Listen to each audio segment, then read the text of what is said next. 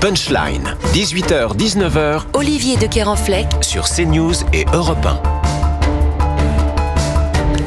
Et de retour sur le plateau de Punchline Week-end sur CNews et sur Europe 1 pour vous accompagner au filier rock. Véronique Jacquier, Louis Dragnel, François Pupponi qui est également avec nous. Et nous avons l'honneur d'accueillir cet après-midi, ce soir, Alexandre Brugère, préfet des Hauts-de-Seine sur CNews et Europe 1. Monsieur le préfet, merci d'avoir accepté notre invitation, puisque vous avez signé une convention avec l'administration pénitentiaire. Alors l'objectif, c'est pour les délinquants étrangers en situation irrégulière, la casse-prison, elle doit rimer avec expulsion. Au fond, c'est ça pour résumer. Peut-être pour démarrer, dans les Hauts-de-Seine, il y a beaucoup de détenus étrangers en situation irrégulière ? D'abord, le ministre de l'Intérieur nous a fixé un objectif, c'est d'expulser au maximum les étrangers auteurs d'actes de délinquance. J'ai une maison d'arrêt dans les Hauts-de-Seine, c'est la maison d'arrêt de Nanterre. Elle compte 447 détenus étrangers. Et au fond, cette convention, c'est la rencontre de deux volontés. D'abord, cet objectif, je l'ai dit, du ministre d'État, ministre de l'Intérieur, d'expulser massivement les étrangers délinquants, mais aussi celle du ministre d'État, ministre de la Justice, qui a pris des orientations très claires pour essayer de diminuer la surpopulation carcérale, notamment en procédant à ce qu'on appelle des libérations conditionnelles, expulsions. Et nous avons mis en œuvre cette convention depuis plusieurs semaines, depuis maintenant le début de l'année, avec des résultats très importants. Sur le même mécanisme d'expulsion des détenus, 21 étrangers avaient été expulsés l'an dernier. Nous sommes parvenus à en expulser 18 depuis le début de l'année, ce qui montre une croissance très importante. Et par ailleurs, j'ai été nommé en fin d'année dernière. Sur les 5 premiers mois de l'année, nous avons augmenté de 145% le nombre d'étrangers auteurs de troubles à l'ordre public qui sont expulsés. C'est un vrai résultat très encourageant. Un vrai résultat encourageant, puisqu'on sait qu'il y a aussi le volet diplomatique à actionner en parallèle. Aujourd'hui, pas certain, vous allez peut-être pouvoir nous répondre, qu'un détenu algérien en situation irrégulière puisse être récupéré dans son pays d'origine. Alors on fait comment dans ces cas-là ? D'abord, ces résultats obtenus depuis 5 mois, ils sont obtenus dans le cadre géopolitique que vous décrivez. C'est-à-dire dans un climat de tension qu'il faut évidemment prendre en considération. Il y a d'autres nationalités qui sont concernées, il n'y a pas uniquement nationalité algérienne, et donc il est important de pouvoir, pardonnez-moi cette expression, faire feu de tout bois, et de ne rien lâcher sur cet objectif qui est un objectif républicain. Au fond, cette règle est assez simple, on a le droit d'être étranger en France quand on respecte les lois de la République, mais dès lors qu'on ne les respecte pas, le travail de l'autorité préfectorale, c'est de s'assurer qu'il y a un retour effectif dans son pays d'origine. Et quid des détenus étrangers, mais en situation régulière cette fois ? Qu'est-ce que vous en faites ? Eh bien, ceux-là, ils sont près de 180 dans le chiffre que j'évoquais tout à l'heure. Eh bien, nous procédons à la dégradation de leur titre de séjour, voire même parfois à leur expulsion, si les faits qu'ils ont commis sont suffisamment graves. Nous sommes amenés, si les faits sont peu graves, à réduire la durée de leur titre de séjour. C'est une sorte de sursis. Et au prochain acte de délinquance, de retirer le titre, ou encore une fois, si les faits sont très graves, de retirer immédiatement le titre et de procéder de la même manière à l'éloignement de l'étranger en question. Mais monsieur le préfet, je suis certain que certains vont vous dire la prison, ce n'est pas l'expulsion, la prison c'est la réinsertion. Je suis sûr que vous avez déjà entendu ce type de reproches ces derniers jours. Vous répondez quoi ? Quand on est étranger en situation irrégulière, on ne devrait même pas être sur le sol national. Voilà. Et donc la question ne se pose pas pour ce public et pour les étrangers en situation régulière, encore une fois, pour ceux que les faits qu'ils ont commis permettent de maintenir néanmoins leur présence sur le territoire national. Pour cela, bien sûr, il doit y avoir des tentatives de réinsertion. Mais encore une fois, il ne faut pas tout confondre. Si on veut avoir des prisons qui sont des lieux de réinsertion, il faut aussi s'attaquer au phénomène de surpopulation carcérale, comme le fait très courageusement le ministre d'État, ministre de la Justice. Et donc, nous essayons, évidemment, avec les moyens qui sont les nôtres, d'y contribuer par l'expulsion des étrangers en situation irrégulière qui sont dans nos prisons. Alexandre Brugère, préfet des Hauts-de-Seine, et sur CNews et sur Europe 1, si vous nous rejoignez, au fond, c'est vrai, Louis Dragnel, que c'est du bon sens, tout ce que dit monsieur le préfet, mais c'est un peu la marque de fabrique aussi d'Alexandre Brugère, c'est-à-dire muscler les dispositifs, parce qu'ils existent, ces dispositifs. C'est-à-dire que monsieur le préfet les met en place, les muscle, et tout le monde pourrait le faire, tous les préfets sur le territoire français pourraient le faire. C'est un peu la marque de fabrique, mais en l'action. Vous avez raison, mais vous le voyez bien, en fait, ça demande une d'une énergie de titan, parce que en face de vous, et c'est ce que vous ne dites pas, mais on le sait, il y a énormément de réticences. Il faut avoir des accords diplomatiques sur la question des expulsions. Tout le monde connaît la difficulté d'obtention des laissez-passer consulaires. Enfin bref, on voit bien qu'il y a quand même une machine qui est quand même très complexe, dont vous héritez, que vous avez entre les mains. Et donc, sans une énergie de titan que vous mettez en place, eh bien, globalement, le système de lui-même ne peut pas produire ses effets. Et moi, c'est simplement ce que je déplore, c'est que ce que vous faites est l'exception parce que vous vous investissez personnellement très fortement sur le sujet. Alors que ça devrait être si vous ne faisiez pas ça, eh bien, globalement, je pense je dis pas qu'il se passerait rien, mais il y aurait pas des résultats aussi forts. Mais c'est vrai que beaucoup d'auditeurs sur Europe 1 et téléspectateurs sur CNews se disent ça devrait être la règle. Oui, François Pupponi, c'est ça en fait. Mais il faut aussi comprendre que l'état un peu de notre pays, y compris des relations entre les différents ministères, les administrations, et s'il n'y a pas un préfet derrière qui tous les jours relance la machine, vérifie, signe, ça ne fonctionne. Enfin, c'est comme ça que ça fonctionne dans notre pays. Il faut que tout le temps qu'il y ait entre guillemets le patron qui soit là, qui relance. Et si on ne le fait pas, petit à petit, la machine se délite et les choses sont oubliées. C'est comme ça que fonctionne notre pays avec nos technostructures. Oui, il y a un aspect leader humain, Véronique Jacquier, et on le voit avec le préfet des Hauts-de-Seine.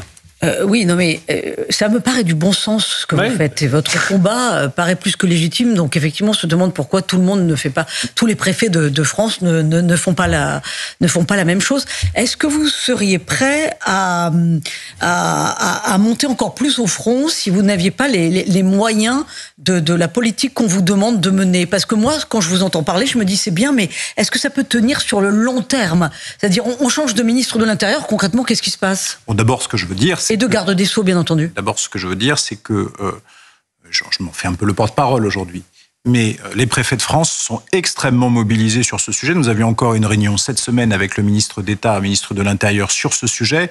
Il y a une mobilisation absolument générale et tous ceux qui accueillent des maisons d'arrêt, je le sais, ont engagé des démarches similaires. Ensuite, ce qui est vrai, c'est qu'il y a des consignes très claires qui nous sont passées sur cette orientation stratégique, aussi bien du côté du ministère de l'Intérieur que du ministère de la Justice. Et cette clarté nous aide dans la réalisation de nos missions. Cet alignement nous permet d'aller jusqu'au bout.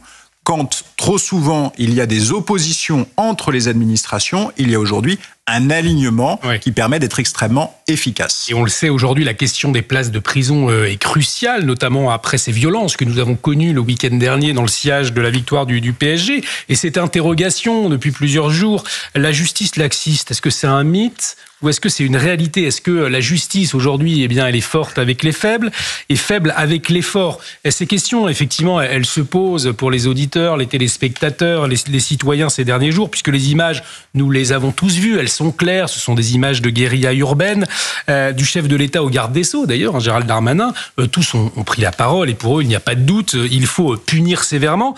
Sauf que on a entendu des magistrats ces derniers jours et on sent effectivement que eux, ils préfèrent que les juges, on laisse les juges faire leur travail. Je reprends les termes du procureur général Rémi Hetz. Et ce matin, c'est la procureure de Paris qui s'est exprimée. Et pour elle, eh bien, l'emprisonnement, ce n'est pas une peine de référence. Alors on va l'écouter. Et pour tout vous dire, moi je suis derrière mon poste télé. Je vois cette image de magasin pillé et j'entends 3 mois d'emprisonnement avec sursis ou seulement 7 peines d'emprisonnement. Je ne comprends pas la justice de mon pays. Ah, c'est clair, c'est clair. Bon. Mais maintenant, permettez-moi de la faire comprendre mieux. De la faire comprendre mieux. Sur ces 202 gardes à vue, ensuite commence le travail du magistrat, à qui les enquêteurs rendent compte. Ils rendent compte en expliquant la procédure. La procédure, c'est un certain nombre d'obligations, et ils rendent compte ensuite des éléments de l'enquête. Et vous imaginez bien que dans ce contexte, allez, on va le dire, de tumulte, eh bien, les procédures n'ont pas la rectitude d'une personne convoquée pour être entendue. Et donc, au constat, il y a eu 82 classements, soit parce qu'il y avait des difficultés... Classement sans suite. Classement sans suite, voilà. Soit parce qu'il y avait des difficultés de procédure, soit parce qu'il n'y avait pas de preuves suffisantes quand on les intéressait. Donc, me sont restés 202 moins 82, je ne sais même plus faire le calcul, 120. Sur ces 120, nous en avons poursuivi 90%. Quand je dis qu'il ne faut pas penser l'emprisonnement comme la peine de référence, ce que je veux dire par là, c'est prenons un exemple tout à fait concret. Un pompier est outragé lorsqu'il est en intervention. Moi, je trouve ça scandaleux. Est-ce que je dois envoyer celui qui a outragé le pompier tout de suite en prison s'il a un travail, si c'est la première fois? Ne dois-je pas plutôt choisir ce qu'on appelle une peine de travail d'intérêt général ou un stage de citoyenneté? Ce travail d'intérêt général, il le fera dans un centre hospitalier et il verra quelles sont les difficultés des services hospitaliers, quelles sont les difficultés des pompiers. Et j'espère que par cette prise de conscience, eh bien, ce condamné ne reviendra plus. Alors, deux choses effectivement intéressantes dans ce discours de la procureure de Paris. La première, effectivement, c'est cette question des vices de procédure, puisqu'on l'a vu, Louis Dragnel, en fait, c'est ce qui a empêché certaines personnes de se retrouver devant le tribunal, devant le procureur de la République, notamment. Il y a peut-être des solutions, je ne sais pas. Pourquoi pas filmer à chaque fois? Est-ce que ça peut pas justement pallier cette question des vices de procédure? Autre question, c'est un peu cette question de la deuxième chance. Aujourd'hui, on sent qu'il y a quand même encore ce discours, on a le sentiment qu'il ne fonctionne plus vraiment. Alors sur le premier sujet, il y a eu 93 classements sans suite sur un total de 307 gardes à vue. Donc globalement, c'est-à-dire qu'il y a une perte qui est quand même très importante par rapport au nombre de personnes dont les policiers pensaient sincèrement, en les plaçant en garde à vue, qu'ils allaient pouvoir être déférés et ensuite possiblement condamnés par la justice. Et s'il y a ces classements sans suite, ça veut dire qu'effectivement la justice n'a pas assez d'éléments contre chaque personne qui lui est présentée. Vous avez un magistrat qui a devant lui une personne, eh bien les policiers disent bon bah cette personne nous a tapé, nous a frappé, et s'il n'y a pas assez d'éléments matériels pour pouvoir le prouver, eh bien le magistrat ne peut pas faire grand chose. Et donc je pense que là-dessus il y a vraiment un travail à mener, à la fois de la part de la police pour aller. Je pense qu'il faut filmer beaucoup plus, faut tout filmer en fait dans les manifestations. Faut tout filmer pour deux raisons d'ailleurs. Un, pour justement améliorer les procédures, et deux, je pense que vis-à-vis de l'opinion publique, il faut relater, faut montrer des images. Il y a une guerre aussi sur les réseaux sociaux, qui se joue pour montrer côté police aussi comment les policiers et les gendarmes vivent, comment ça se passe, quoi. Parce qu'en fait, c'est absolument épouvantable ces scènes de guérilla pour la police et pour la gendarmerie. Parce que je vais mais je pense que le trait, mais c'est pas audible pour les citoyens. Olivier, je pense qu'il faut changer, il faut même mettre en place, je pense des choses non mais pour l'instant qui sont en réflexion, mais avant ce type d'événement, faut mettre en place des commissariats, pourquoi pas mobiles, avec des places de garde à vue, où on peut judiciariser assez facilement. Et puis on voit bien, il y a eu 10 magistrats qui ont été envoyés en renfort le surlendemain du match. Donc je pense qu'il y a peut-être un peu plus d'anticipation à avoir. Je vais grossir le trait, mais ce n'est pas audible aujourd'hui pour les citoyens, de voir qu'un individu ne va pas aller en prison ou ne va pas être présenté devant un juge uniquement parce qu'il y a un vice de procédure. Je le disais, c'est pas vice de procédure, mais si on n'arrive pas à prouver que c'est quand on dit à l'individu, quand les policiers disent on pense que c'est lui qui nous a tiré avec un mortier dessus, faut le prouver. Heureusement qu'il faut le prouver, parce que sinon il pourrait y avoir des interpellations abusives et mettre des gens en prison de manière abusive. Donc il faut des preuves. Question de la preuve et question aussi du vice de procédure qui a été évoqué. Il faut de l'argent pour mettre équipé de bodycam tous les policiers. Il faut de l'argent. Enfin, je veux dire, est-ce qu'on a l'argent pour équiper chaque policier de bodycam? Ça c'est de la volonté. Mais est-ce que l'État a envie de le faire, en fait? Véronique Jacquier, quand on voit des scènes pareilles en plein Paris, des scènes d'ailleurs qui sont préparées, c'est-à-dire qu'on fait mine de s'étonner, mais en fait malheureusement on ne s'étonne plus parce qu'on sait ce qui se passe après chaque match avec ces émeutiers qui viennent. Est-ce qu'on pourrait pas penser à situation exceptionnelle, peine exceptionnelle, c'est-à-dire au lieu de penser comme un magistrat à des peines individuelles, penser sauvagerie collective, donc peine minimale qui impliquerait le fait, qui inclurait plutôt le fait que les gens en question savent qu'ils participent à une sauvagerie collective qui en plus témoigne d'une haine de la France. Est-ce qu'il n'y aurait pas aussi quelque chose à inventer? C'est ce que propose. C'est-à-dire il faut changer de logiciel. C'est ce que proposent Gérald Darmanin et Bruno Retailleau. Les peines minimales. Voilà. Peut-être que Monsieur le Préfet, minimales, mais en prenant ces critères en compte qui sont, disons-le, pour certains subjectifs. Peut-être que Monsieur le Préfet, en un mot, on va revenir sur le terrain avec vous, Alexandre Brugère, préfet des Hauts-de-Seine, qui est avec nous, je le rappelle, pour les auditeurs d'Europe 1. Effectivement, qu'est-ce que vous avez constaté, vous, pendant cette fameuse nuit? Et est-ce que vous avez des mesures très concrètes, assez rapides à mettre en place, finalement, pour cesser ces violences absolument insupportables? Cette nuit-là, c'est mon devoir de préfet, en salle de commandement jusqu'à 2h du matin, donc j'ai assisté de près à cette situation. D'abord, je veux rendre hommage évidemment au travail des policiers et des gendarmes qui ont fait un boulot absolument remarquable sur le terrain. Il y a aussi des critiques en disant mais est-ce qu'ils ont fait suffisamment, ils ont fait assez, ils ont remarquablement bien travaillé. Mais je ne veux pas opposer aux magistrats. Et vous avez la procureure de Paris, Madame Becchio, qui a tenu un discours de grande responsabilité. J'ai un procureur, M. Badorc, dans le département, dans les Hauts-de-Seine, qui est aussi sur une ligne de fermeté, dont la main ne tremble pas. Nous avons un alignement, je l'ai dit, entre le ministre de l'Intérieur et le ministre de la Justice. Et les choses sont toujours plus complexes qu'elles n'y paraissent. Vous me permettez là de m'exprimer en tant qu'acteur de terrain, mais effectivement, il y a des procédures à monter. Il y a la question de la diffusion de la vidéo. Vous avez parfaitement raison. Je rappelle qu'il y a quelques années, les caméras piétons ont été généralisées, ce qui apporte des éléments considérables par rapport à la situation passée. Il faut qu'on continue à faire évoluer les dispositifs, que ce soit les dispositifs techniques ou les dispositifs législatifs. C'est de la responsabilité, évidemment, du Parlement, dans une optique qui est claire, améliorer le respect des lois de la République, et c'est ce message de fermeté que nous passons sur le terrain. Je vous le rappelle, si vous nous rejoignez sur CNews et sur Europe 1, notre invité ce soir, Alexandre Brugère, préfet des Hauts-de-Seine. On va peut-être rappeler votre ouvrage, d'ailleurs, qui a très bien fonctionné, absolument passionnant. Votre ouvrage « Combattre l'islamisme sur le terrain », témoignage d'un préfet de la République, préfacé par Bruno Retailleau, ministre de l'Intérieur, donc. Et un ouvrage, finalement, qui ne vous vaut pas que des amis ces derniers temps, et vos actions sur le terrain. Puisque c'est vrai que depuis le début de l'émission, on parle de la question de la lutte contre l'antisémitisme, on parle de la question de la lutte contre les violences. Encore faut-il, dans la classe politique, si vous vouliez, qu'il y ait que tout le monde avance dans la même direction. Et on le constate, ce n'est absolument pas le cas, parce que vous avez insisté, me semble-t-il, à une soirée œcuménique, c'est-à-dire avec des représentants de plusieurs religions. Et vous êtes dans le viseur de la France insoumise aujourd'hui pour avoir participé à cette réunion. Est-ce que vous avez un mot à nous en dire, monsieur ? J'ai effectivement été invité à présenter ce texte dans le cadre d'une rencontre œcuménique qui se tient dans une salle à côté d'une chapelle. Ça a pu susciter des questionnements. Vous me permettrez, en tant que préfet, de respecter mon devoir de réserve et de ne pas rentrer dans ce débat et cette polémique. Ce qui est certain, c'est qu'en même temps, témoigner, et je pense que c'était très important de le faire sur ce sujet de l'islamisme, c'est aussi prendre un risque. La plupart du temps, le devoir de réserve contraint jusqu'à l'expression, non pas d'une opinion, mais d'un constat qui peut susciter des débats. Ce que je veux dire, c'est que sur cette question de la lutte contre l'islamisme, je ne lâcherai rien. Parce que le sujet qui est devant nous est un sujet essentiel qui nécessite d'être courageux.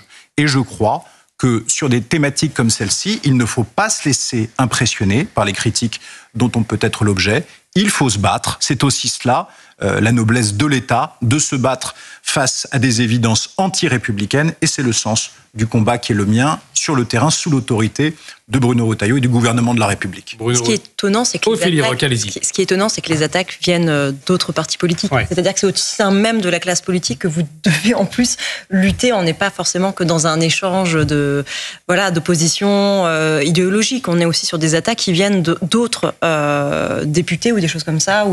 C'est hallucinant d'en arriver. Il n'y a pas la sagesse qu'on pourra attendre d'un politique. C'est vrai qu'on soit plus poli. De la part de certains politiques et de la France insoumise en particulier, ils sont eux dans une logique de rupture avec les institutions et électoralement d'essayer de récupérer une partie de l'électorat des quartiers populaires, en particulier des électorats musulmans, et avec une alliance objective, moi je peux le vivre dans les quartiers où je vis, avec l'islam radical.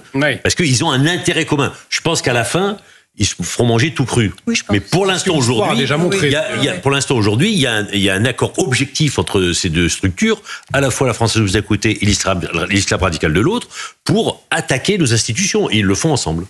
Oui, Dragnel. Moi, j'avais deux remarques par rapport à ce que disait Alexandre Brugère et par rapport aux cibles dont vous faites l'objet. La première, c'est que c'est le devoir d'un préfet d'aller rencontrer toutes les religions. Et en fait, si vous ne le faisiez pas, ce serait une faute, un manquement à votre devoir. Particulièrement dans ce contexte-là, on sait que vous êtes allé rencontrer aussi le culte musulman, les catholiques, les juifs. Enfin bref, je pense qu'il n'y a rien à vous reprocher de ce point de vue-là. Et puis, par ailleurs, moi, ce que je trouve extrêmement choquant, c'est que là, l'objectif très pernicieux de la France insoumise, c'est eux, en fait, qui créent l'amalgame entre musulmans et islamistes. Et ils veulent vous enfermer, en fait, dans ce rôle-là. Alors que, en réalité, vous dénoncez l'islam radical et vis-à-vis des musulmans modérés, vous leur assurez toute la protection de l'État. Rien à voir, et on le rappelle régulièrement sur les Européens, et il est important de le rappeler, bien évidemment. Alexandre Brugère, un grand merci d'avoir accepté notre invitation ce soir. Merci de votre invitation. Et sur Europe 1.